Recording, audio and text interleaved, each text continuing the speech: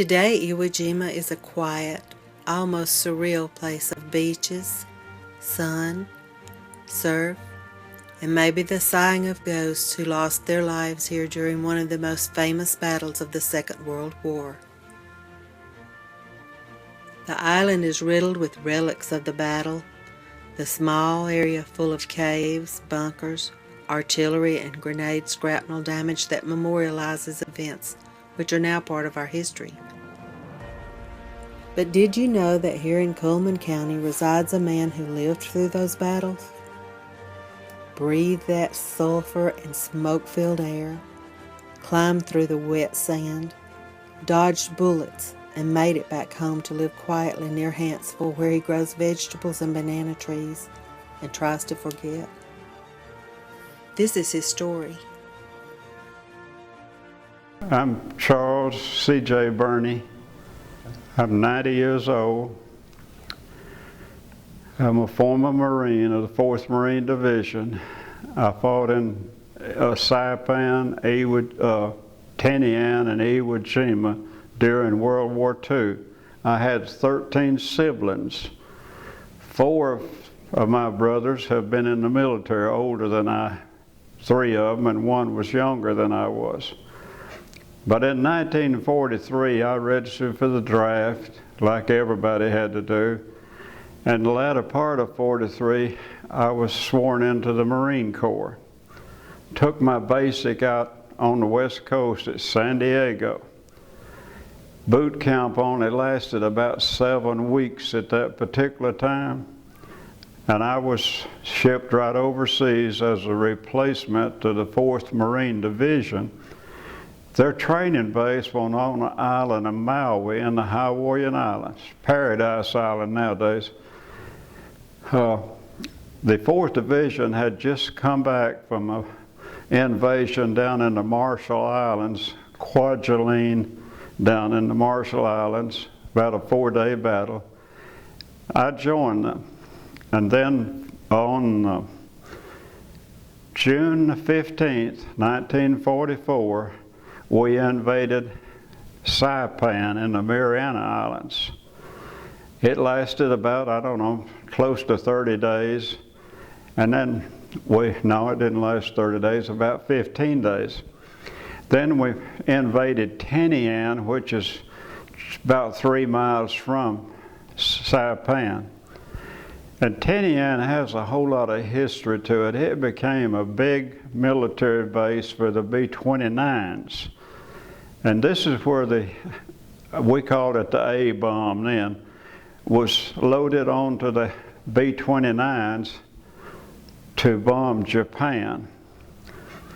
But after we had taken Saipan and Tinian, we came back to High Warrior and regrouped, retrained, and put it back aboard ship early part of 1945. And we traveled, seemed like for weeks, but anyway, as we got aboard ship, they told us where we was going. It was going to be some of Japan's homeland bases. Saipan's about 700 miles from Tokyo. They told us it was a small island, and they didn't think it would be fortified like it was. But when we got to Iwo Jima, we landed. They had bombed and strafed it and done everything in the world to it, and said it looked like a pork chop, and the shape was about 8 miles square island. When we landed on February the 19th, they had piled up a big bunker of sand down near the beach for us to climb over. And all of our landing craft was getting shot up pretty bad, and the beaches were getting pretty congested. But anyway, every time we'd get up to the top of this mound, they were picking the Marines off just like they were flies. Until we got bulldozers in there and cleared that sand away, they held us down there for 2 or 3 days before we could move. And our aim was to go help capture the first airport. So on about the 5th day, somebody began to holler, and point towards Mount Suribachi. The 5th Marine Division, that was their territory. And that 28th Marines, they had raised a small flag that you probably heard a lot about. And then the officials sent in a bigger flag that the picture you see today and all of that, it was raised by a different group of Marines. And they was always within hours of each other. There's always a little squabbling going on between them two groups of people. The first group said they raised the first flag, which is true. Today, both of those flags are in the Marine Museum at Quantico, Virginia. After we had taken that island, we come back to Japan. High Warrior began to rebuild again, getting ready for the invasion of Japan. They wouldn't tell us that's what it for, but we were closing in on the Japanese. So long about middle of the summer, we heard that America had some kind of strong bomb. We didn't know exactly what it was yet. So in September, I think was when they dropped the first bomb, the first part of September, and it destroyed either Nagasaki or Hiroshima. That's the two cities that they dropped the bomb on. Truman gave them a chance after the first bomb was dropped to surrender unconditionally. But they didn't surrender, and then they would drop the second bomb, and the Emperor of Japan, they surrendered. Then I'm thinking it was in September when they signed a treaty on the USS Missouri as it pulled into. We didn't go any further than that. We didn't go back to fight no more. We stayed in the High Warrior till I came home in November of 1945. I hadn't been back to Alabama since I went in. So when I come back home, I got off a little old bus. This was a single-lane highway, raining about like it's been raining the last few days. And we lived up here close to where Walker's building place is. I had my sea bag on my shoulder and whatever thing I had, and went up a muddy trail, and there come my poor mom and dad meet me, like a prodigal son kind of. And I never will forget that. But that's basically a war story that I have. I love the God that we have, and I love America. And I'm sure there's many servicemen has the same story that I have if they would have just told it years ago. Here I'm 90, and there's not many of us around anymore that old. But I came back to Coleman. I hadn't finished high school, and I went out to St. Bernard and got a GED. Then in 1953, I went to work for the Veterans Administration. I worked 28 years in Birmingham at different jobs, but the last job I had was in purchasing and contracting. And I retired 1981 from the VA hospital with 28 years.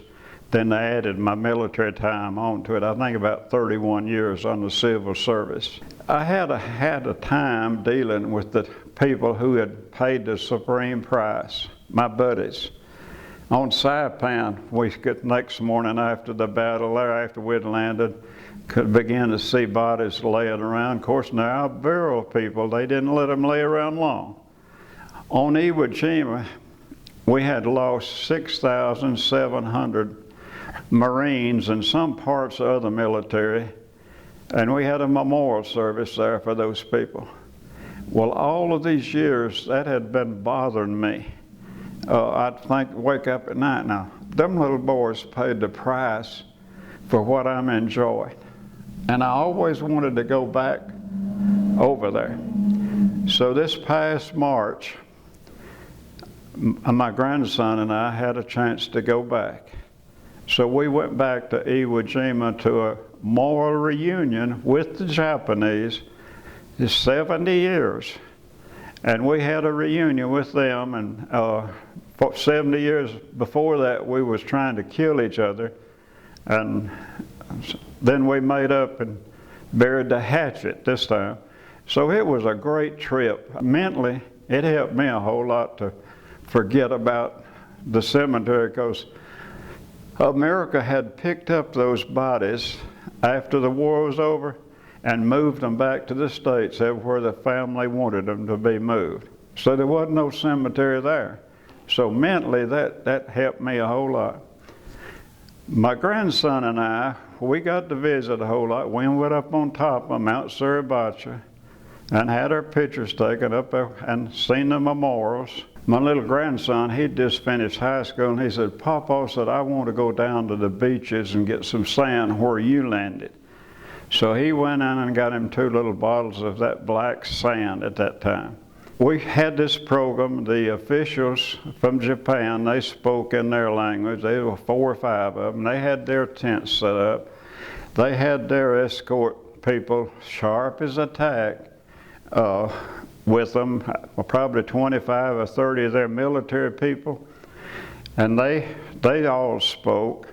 Then we had the Commandant of the Marine Corps and the Secretary of the Navy, and one general that helped make the landing in Iwo Jima is 92 years old. Mr. General Snowden was his name. But that was the most impressive thing of the whole trip, was that memorial service. After the Japanese all had spoken, they had a little Marine band, and we had a Japanese band, and they played together. And after they all had spoken, and our generals and officials had spoken, they went and laid the wreaths on the memorial. And all this lasted for about an hour, that program. But it's the most impressive thing I ever seen. And I really didn't expect that.